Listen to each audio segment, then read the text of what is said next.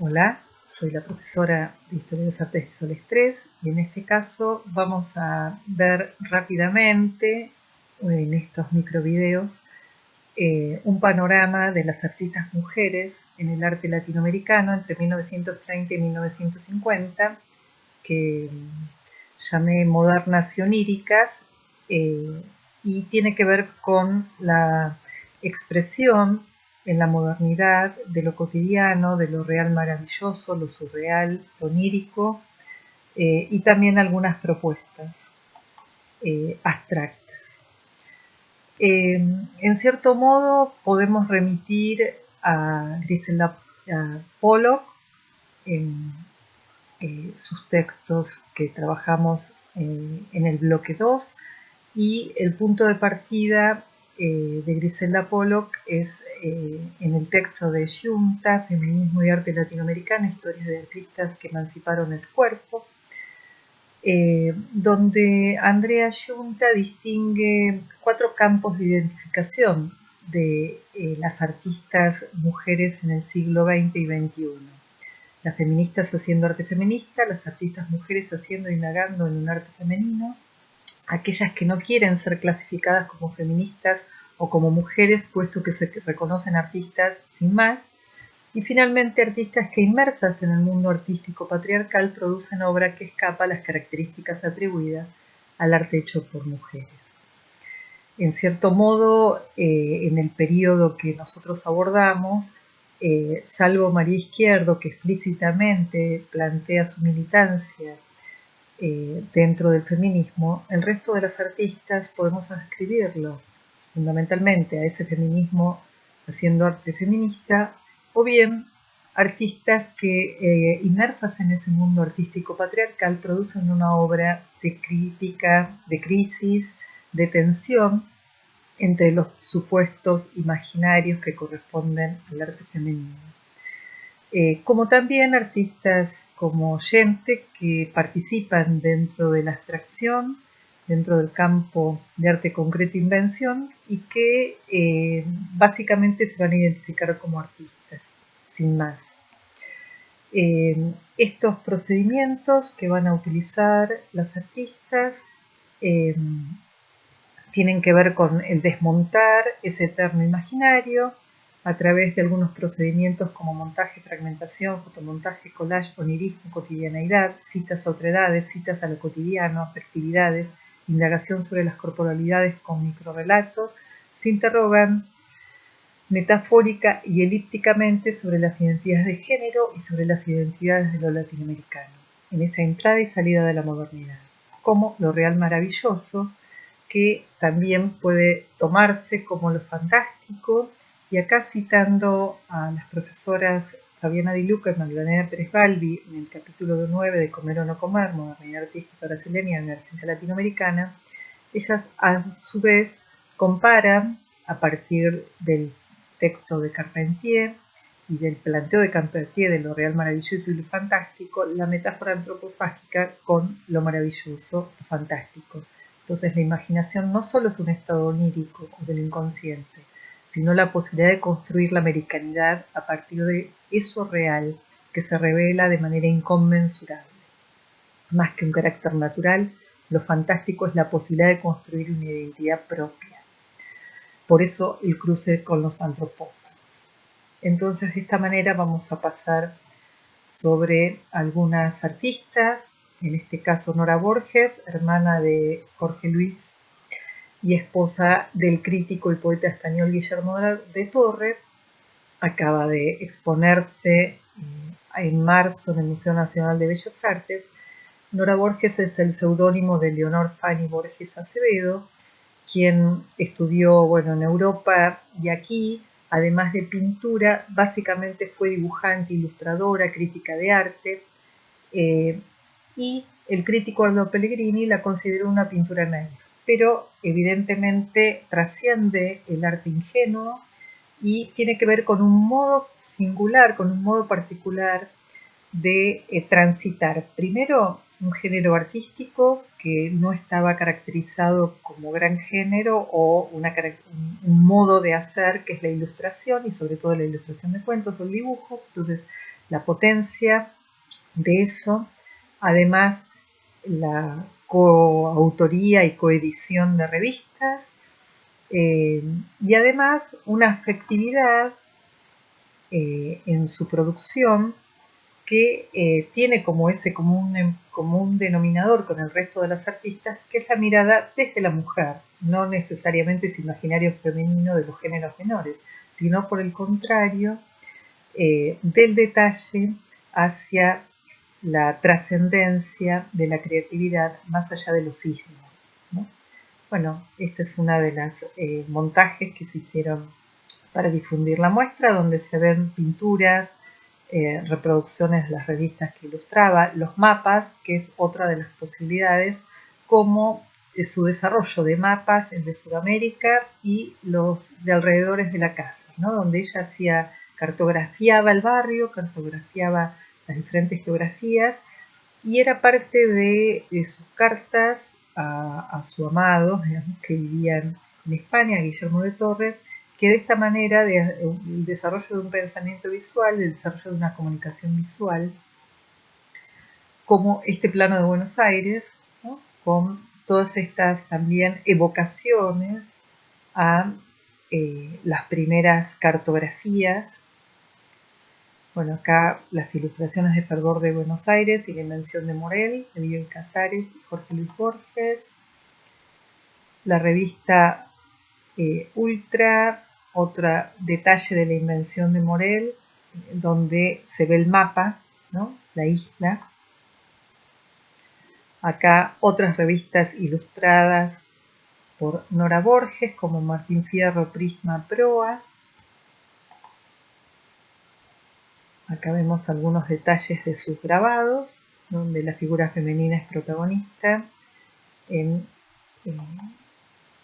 los supuestos imaginarios de lo femenino, pero que bueno, ella lo atraviesa con esta presentar la corporeidad de una manera tal vez más intimista, ¿no? Como este tipo de ilustraciones a diferentes artistas. Bueno, La Noche Cíclica, Sirina Bullrich.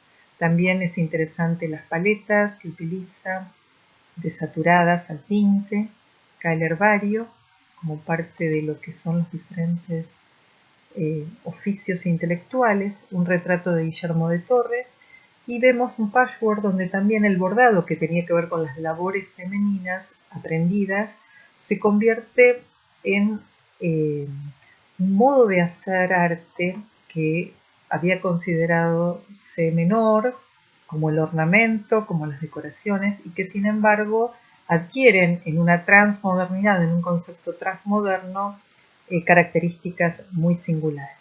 El Marino y la Sirena de la década del 30, del 21, donde bueno, hay un tono simbolista y una geometrización interesante, como en este diván amarillo de su obra posterior, ¿no? Donde sí, obviamente las figuras como el fondo ya tienen que ver con este repertorio sintético geométrico. Y esta es muy conocida, Vieja Quinta, ¿no?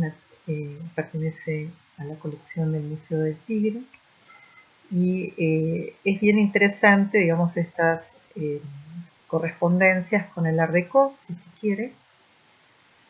En la misma línea incorporé una pintura de Dora Sifone, un autorretrato del 29 que corresponde a la colección del Museo Provincial de Bellas Artes de La Plata, ¿no? Artistas que empezaron a ser estudiadas y se llevó a cabo una muestra de ilustres desconocidas, donde aparece esta representación de la mujer que empieza a profesionalizarse a través del estudio en las escuelas de bellas artes, pero que a nivel de las instituciones artísticas no es negada y sin embargo empieza a participar de las actividades de las vanguardias o de las modernidades, ¿no? Mane Bernardo con una composición, o en este caso también en el contexto rioplatense, Gente, con dos obras en este caso, composiciones abstractas, Eugenia Krenovich, que en realidad su seudónimo es Gente y así firmó sus obras, se puso en contacto en Amigos de Arte y entabló una relación íntima con Juan del Prete,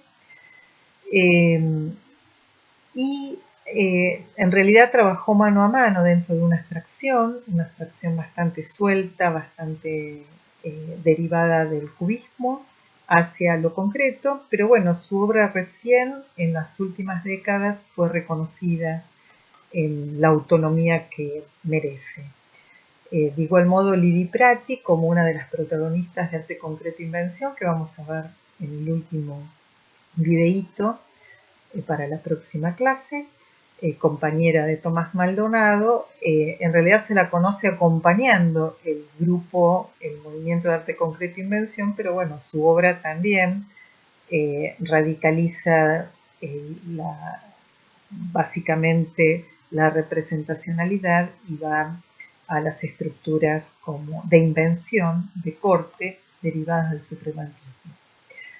En el campo del arte mexicano, donde tanto dominó el muralismo y la trascendencia del muralismo, hay un grupo de mujeres que se vinculan justamente a esta idea de lo real maravilloso, que no necesariamente están nucleadas, sino en algunos casos son antagónicas, y ellas son Leonora Carrington, de origen inglés, Frida Kahlo, María Izquierdo y Remedios Varo, en particular dentro de la pintura. En el caso de Leonora Carrington, con una vida muy particular, ella fue pareja de Max Sanz,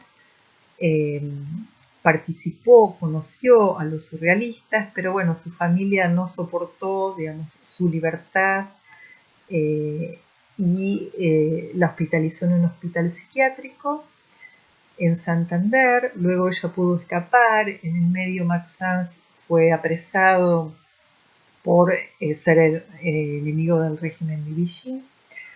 Y ella se casa con el poeta mexicano Renato Leduc para poder ingresar al país. Luego se separa y se casa con el fotógrafo húngaro Emerico Weiss.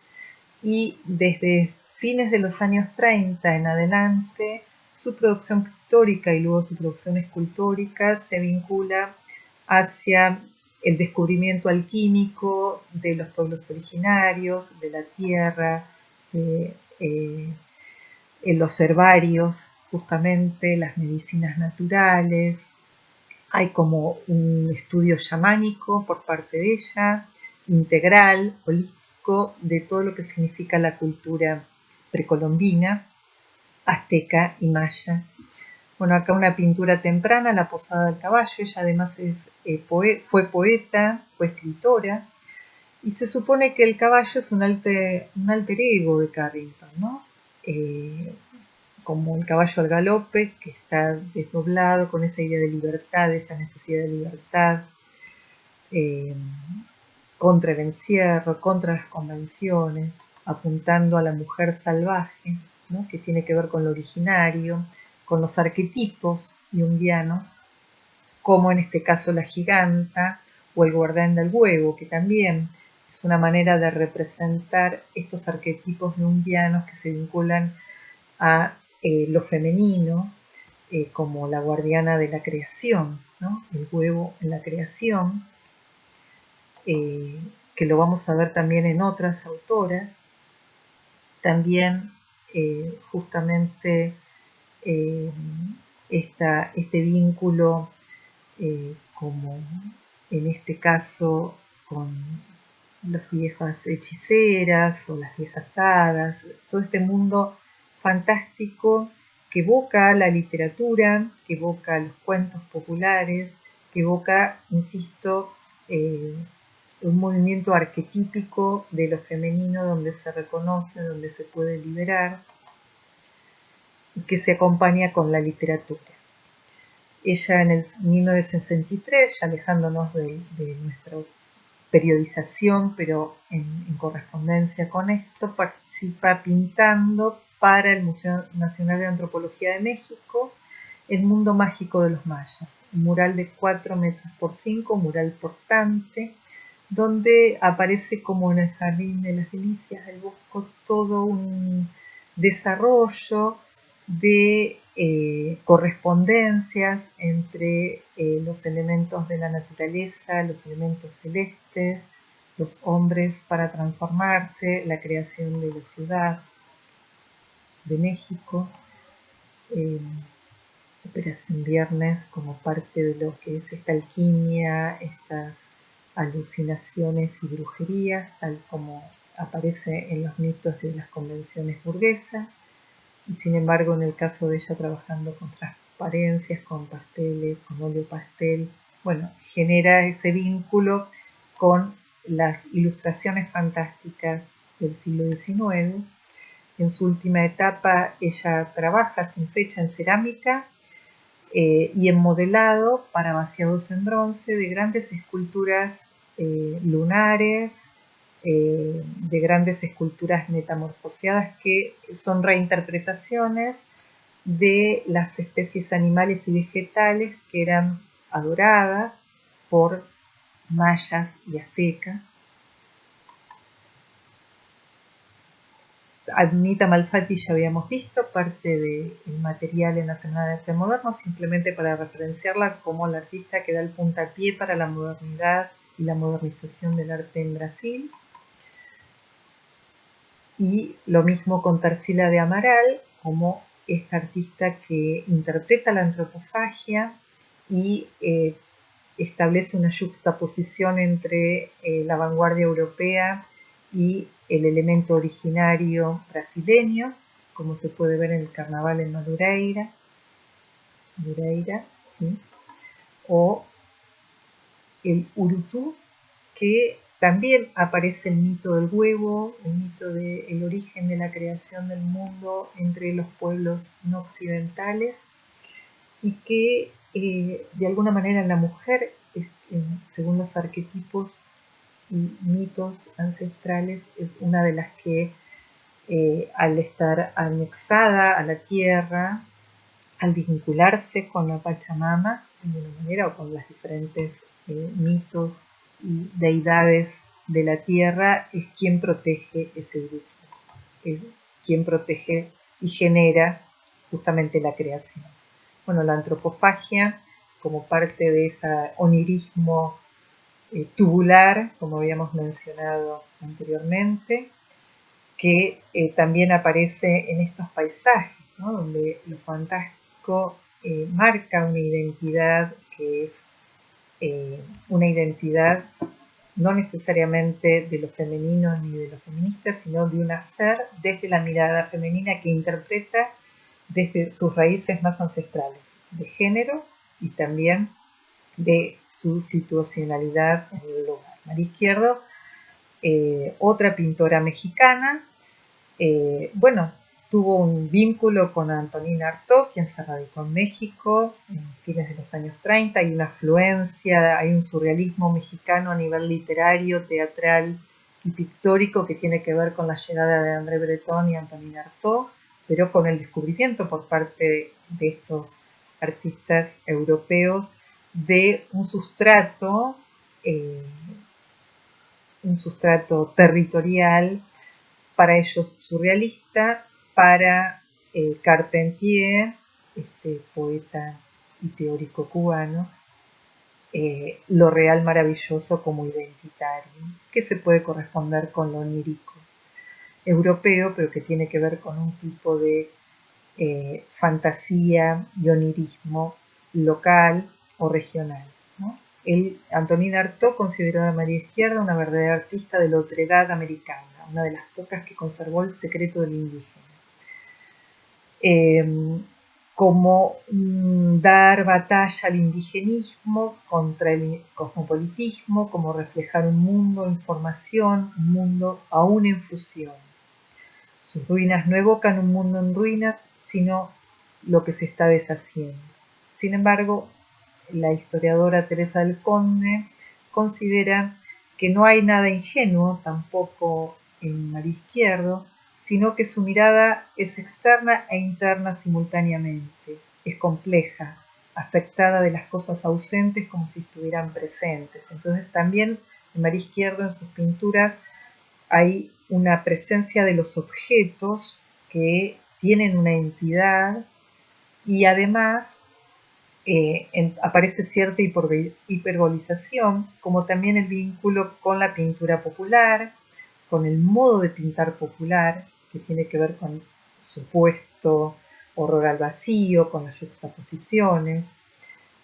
Bueno, acá repetimos, un solo color por año en determinado momento trabajó esta artista, los colores que tienen que ver con la cultura popular, con la tierra, rojo, vermellón, carmín, ocre, blanco, rosa, el rosa de los indios, el chicle, el tonce, la tierra quemada de Michoacán. Hay una identidad también en la paleta, ¿no? Que esto es un aspecto interesante. La alegoría de la libertad tiene que ver con una serie de alegorías que ella desarrolla, donde aparecen nuevamente esta apelación por la paleta, por los colores de la tierra, por los colores de los originarios, pero también el culto y el mito de los elementos celestes, ¿no? El sol, la luna, las estrellas.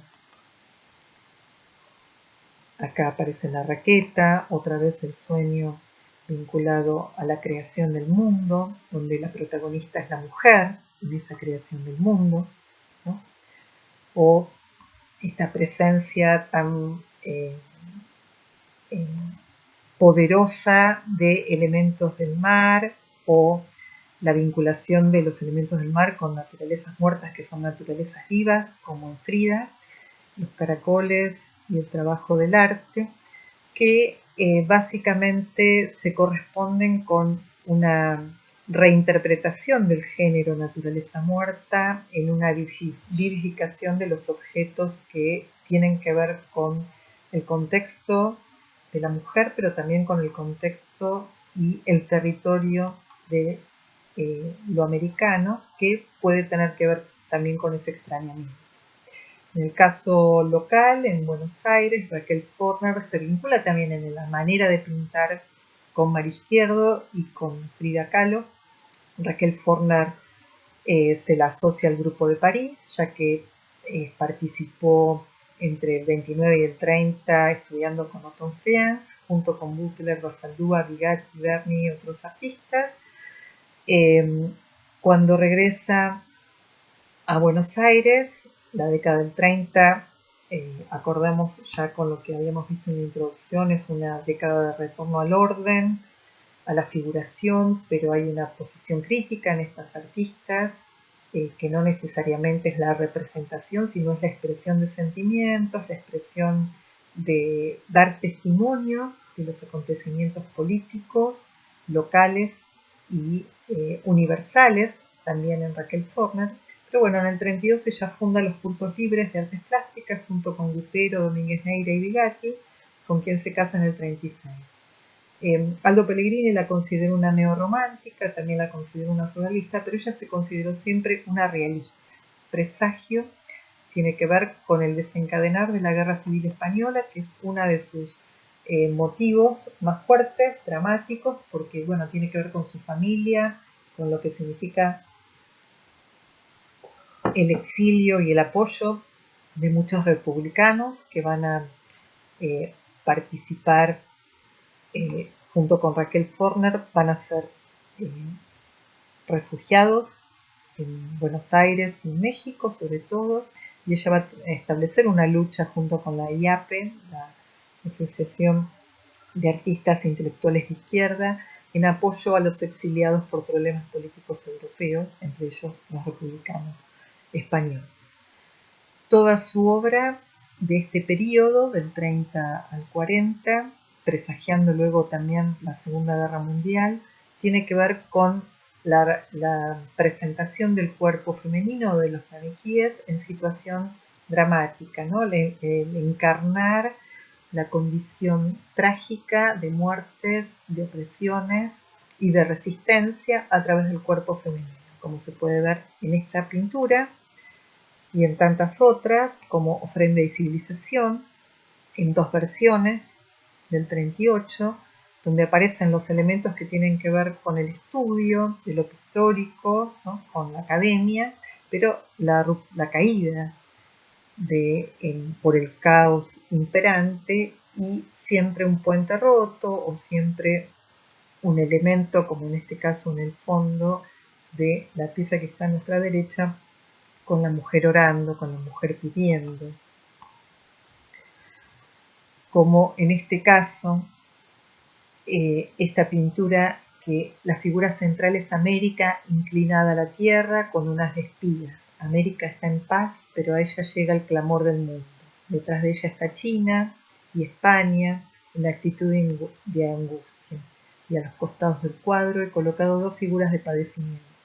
Una madre que aún parece acunar a su hijo muerto, apenas insinuado por una forma vaga, y una esposa que después de haber perdido a su compañero toma la hoz para no perder el ritmo del trabajo. Como fondo, bajo el terror de los aviones que se alejan, cumplida su misión de muerte, un panorama de la aldea bombardeada. 1938, luego de lo que va a ser el bombardeo de Guernica, y en consonancia con lo que puede ser la pintura del Guernica de Picasso, que es la que se conoce, pero aquí Raquel Forner también rinde un homenaje a estas mujeres que acompañan la lucha y que sufren también en silencio. El éxodo, ¿no? Donde, insisto, en este cuerpo, donde los elementos cristianos, como los estigmas de Cristo, se encarnan en ella, se encarnan en la lucha de los obreros, del pueblo español, de las mujeres que son las nuevas suplicantes, o el puente roto, en este caso, donde emerge una flor de ceibo para reconstruir la paz revolucionaria. El drama que se vincula a todo lo anterior, donde aparece este protagonismo de las mujeres que se educan, las mujeres que luchan, las mujeres científicas, las mujeres artistas, en este mundo en destrucción por la violencia y por el poder. Bueno, su paleta, su tratamiento es tanto expresionista como realista, y ella se considera una realista, evocativa, testimonial, elocuente, como este retablo del dolor, ¿no? Donde es un autorretrato, donde ella se pone en el lugar de Cristo, del santo sudario, están los estigmas, está condenada por unos cuerpos y unas formas metamorfoseadas, áridas. Es decir, el mundo no perdona, y ella tiene que sacrificarse, pareciera decirnos, pero no es ella, es la condición femenina que encarna la condición humana. Como las tinieblas, también otra vez estas suplicantes que a lo largo de América acompañan el dolor de la guerra, pero también el dolor de los excluidos, ¿no? Y en una versión de mitos personales, ¿no? Los mitos, en todo caso, que encarna Raquel Forner tienen que ver con mitos más bien sociales, o los de Leonora Carrington sí se emparentan bastante, creo, con los de Frida Kahlo, a pesar de que no tienen un vínculo muy estrecho, y por el contrario, como cierto antagonismo. Sin embargo, a través del mito personal, encarnan ese arquetipo femenino ancestral. En el caso de Frida Kahlo, bueno, este es un autorretrato en la frontera entre el abrazo de amor del universo, la tierra, yo, Diego y el Señor somos. Entonces aparece esta síntesis entre, insisto, lo ancestral, entre los mitos de creación, el universo y su amor por Diego Rivera, que es un poco el punto de partida y el punto de llegada de su producción artística. Su producción atravesada por el dolor, por el cuerpo enfermo, y por un vínculo muy estrecho con lo real maravilloso, con lo surreal, encarnado en su propio devenir artístico, en su propio devenir biográfico y en el conocimiento también de la cultura popular barroca, de ese barroco mexicano mestizo. Bueno, acá unos cuantos piquetitos apasionadamente enamorados. La violencia de género es un tema que también está instalado en su pintura. La serie de autorretratos y la necesidad de la autorreferencialidad para afirmación también de ese femenino, esa mirada femenina, esa automirada con todos los avatares y las pérdidas, como estas dos Fridas, donde puse también una imagen para que se pueda ver el tamaño, esta muestra que se hizo en el Palais de Glass hace un par de años, el autorretrato con pelo corto, con las epígrafes, con las coplas a la usanza, con trenzas, es decir, las transformaciones y metamorfosis de lo femenino a partir de su propio rostro en situación, en contexto, en hábitat. La novia que se espanta de ver la vida abierta, ¿no? Que un poco tiene que ver con estas, mitos de iniciación, pasaje de doncella a mujer, de esa naturaleza viva que tiene que ver con la carnalidad y el erotismo de los frutos y que remiten también a un modo de pintar de artistas del siglo XIX como Agustín Arrieta. Entonces hay todo un conocimiento también de la cultura popular o del arte no académico o no tan académico que se dio previamente. Acá la columna rota y esta asociación de la columna vertebral con esta columna griega, jónica, con las marcas, los clavos como estigmas, ¿no? También en ella se encarna el dolor, la cruz, y aquí como una Virgen de Guadalupe, ¿no? Donde hay una mistificación de su propia figura.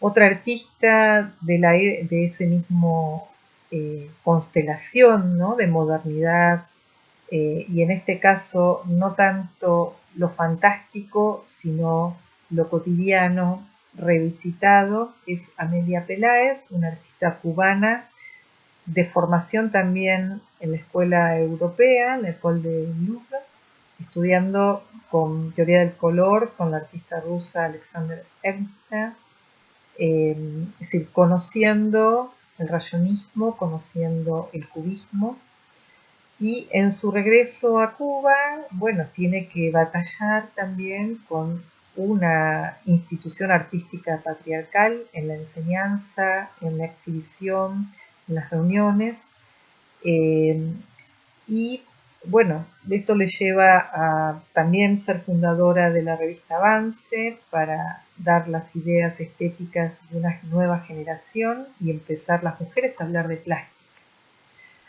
y empezar a pintar con una originalidad inusitada estos géneros característicos de la pintura, como pueden ser los retratos, las naturalezas muertas, los interiores, el detalle, la pequeña obra, pero con una incorporación de aquello también vedado, ¿no? O señalado como lo típicamente femenino, los bordados, los ornamentos, la orfebrería, y sin embargo ella lo lleva a un grado tal donde no se puede hablar de decoración, sino que se puede hablar de su potencia, que va de lo íntimo a una generalización.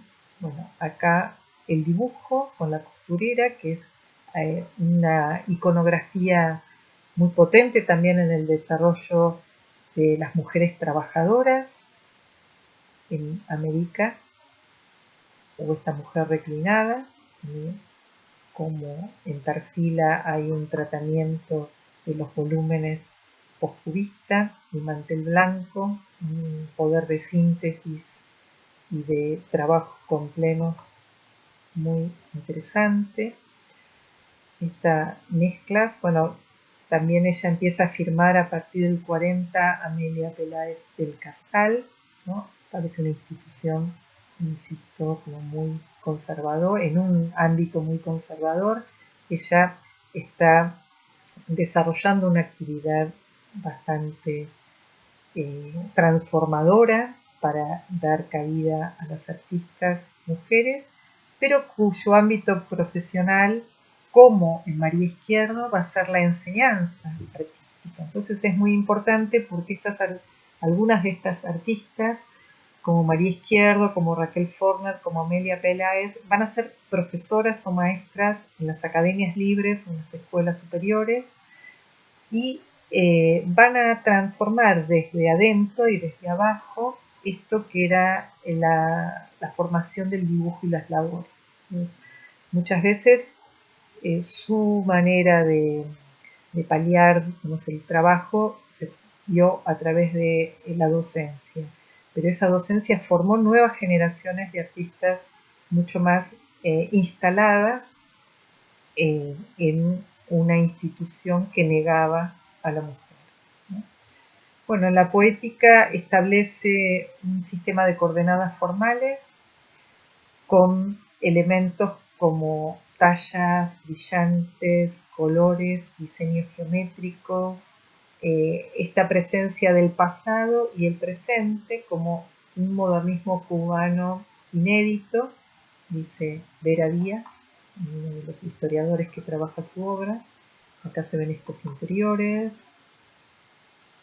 Bueno, y pasemos a Gretchen Ster, en el caso también local, otra artista que migra, en este caso nace en Alemania, participa en la Bauhaus junto con su amiga Helen Haugat, instalaron un estudio que llamaron Ring Streets, donde desarrollaron fotomontajes y diseños gráficos inspirados en el suprematismo y en la Bauhaus, alejándose, digamos, tratando de huir del avance del nazismo. Se va a Inglaterra. En Inglaterra conoce a Coppola, Horacio Coppola, el fotógrafo, y así realiza su primer viaje a Buenos Aires.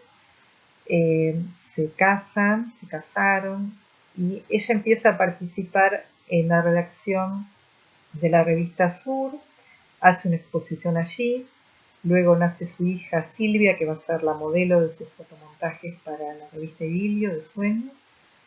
Cuando ya se instala en Argentina, bueno, finalmente se van a separar, va a ser una de las artistas que trabaje con el movimiento de arte concreto e invención, y hace su fotomontaje Marie y va a ser conocida por su obra Sueños para la revista Idilio, y posteriormente va a ingresar al Museo Nacional de Bellas Artes como fotógrafa de la Nación con encargues de fotografía documentales, etnográficas. Bueno, en este caso es un ejemplo en ese Berlín de los años 20 de Sombreros y Guantes, donde aparece mucho la relación justamente con los fotomontajes surrealistas que ya hemos visto a través de los objetos, y ahora vamos a ver algunas fotomontajes de la serie de Sueños que tiene que ver con, fueron compuestos para la revista Idilio, Editorial Abril, en la década del 40.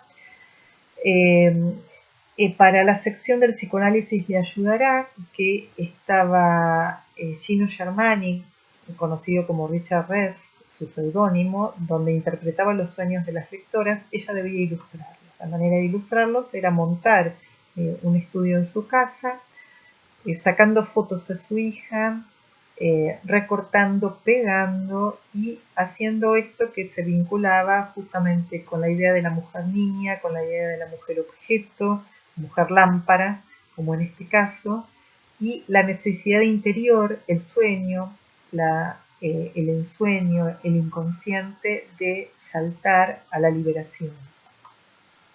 Bueno, todo es bastante paródico, irónico, como en este caso El último beso, ¿no? Se ironiza y se parodia justamente las fotonovelas y las imágenes de moda. Amor sin ilusión y Sueño sin título, ¿no? La mujer que pueda llegar a dominar el mundo o no, o flota en una ensoñación permanente. También Remedios Varo, otra artista que en la actualidad se está exponiendo una interesante muestra en el Malva de recorrido virtual. Llega a México, ¿no? Siendo una artista española, junto con el poeta surrealista Benjamín Pérez, huyendo del fascismo y primero del franquismo. Y bueno, ella junto con los artistas españoles y mexicanos va así a participar activamente del movimiento surreal, sobre todo literario, en México e incluso en una serie de muestras que se van realizando. En esa primera etapa ella también trabaja con el montaje, como en el caso de Greta Star, el fotomontaje, generando esta dualidad, estas dobles caras que van a tener que ver también con la creación de unas máscaras. Cadáveres exquisitos, como en este caso, que se vinculan a esta producción, el catálogo de sombras, un collage, papel, ese mundo objeto que tiene que ver con el objet trouvé, con el azar. Acá su fotomontaje El mensaje, como una obra para algunos como el inicio del pop art, el inicio del feminismo y la bella guerra, porque bueno, ella misma dice: a las sorpresas de la colaboración a ciegas se unía la alegría del collage. Recortábamos en viejas revistas personajes, objetos, animales, pegábamos en hojas de papel. Cada participante, tras esconder su propio collage, pasaba la hoja al siguiente colaborador. Bueno, una imagen como bien moderna, en esa modernidad de las revistas a la producción de la cultura visual estadounidense, el pin-up y la moda de la comida ready-made puesta en servicio. Luego ella pasa a la pintura o simultáneamente, mientras hace fotomontajes, cadáveres exquisitos, empieza a desarrollar la cerámica y la pintura, y entonces aparece, por ejemplo, El alma de la montaña, El flautista, también un mundo totalmente enigmático, como Oscar Domínguez, donde lo real maravilloso se transmuta junto con el surreal y el onirismo, ¿no? La alegoría del invierno, ¿no? Su manera de interpretar esa naturaleza árida, mexicana, las condensaciones frente a lo que es la migración, el exilio y el nuevo estado surreal, así como lo declara André Breton, que es México, ¿no? Acá con la máscara característica de sus dos caras y la pintura Revelación, que tiene que ver con varios interiores donde aparece la mujer como una alquimista, ¿no? Participando de ese mundo interior y de la producción de arte, de poesía, de escritura en general, para justamente la transformación interior y la transformación en el plano de lo fantástico de un mundo en disolución, ¿no? La búsqueda de la armonía, donde también la armonía de las esferas, la música, los colores participan de un estado de la materia que tiene que ver con la alquimia. Y esa alquimia además establece un nexo o un puente entre Europa y América y el mundo mexicano. Dice Octavio Paz, con la misma violencia invisible del viento a dispersar las nubes, pero con mayor delicadeza, como si pintase con la mirada y no con las manos. Remedios despeja la tela y sobre su superficie transparente acumula claridades.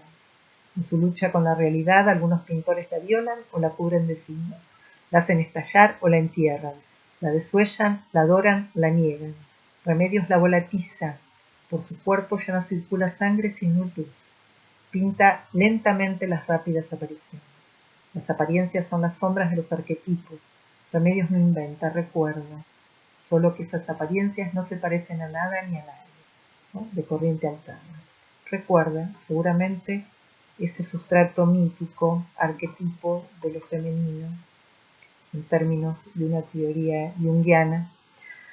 También volviendo al ámbito local, otra fotógrafa, Anna-Marie Heinrich, en este autorretrato de 1938, una fotógrafa que se vincula a Gretchen Stern y que luego de estas experiencias que ella las realiza no con fotomontaje, sino con zoom, con diferentes posibilidades de obturación, de primerísimos planos, de planos generales, de picados, contrapicados, de usos de espejos, pasa a sus series de retratos, retratos artísticos, retratos de artistas, que es la obra consagratoria y que se vincula justamente luego al mundo del teatro, al mundo del cine.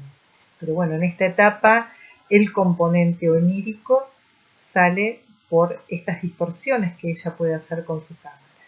Dentro de lo que va a ser este pasaje a la foto simbólica, icónica, por ejemplo, está Eva Duarte, primero como artista, que trasciende la publicidad y ya se convierte en una figura estelar, y luego esta misma imagen va a ser una de las tantas iconografías potentes que recuerdan a la actriz que se convierte en la abanderada de los humildes, de alguna manera, como se planteó en la década del 50.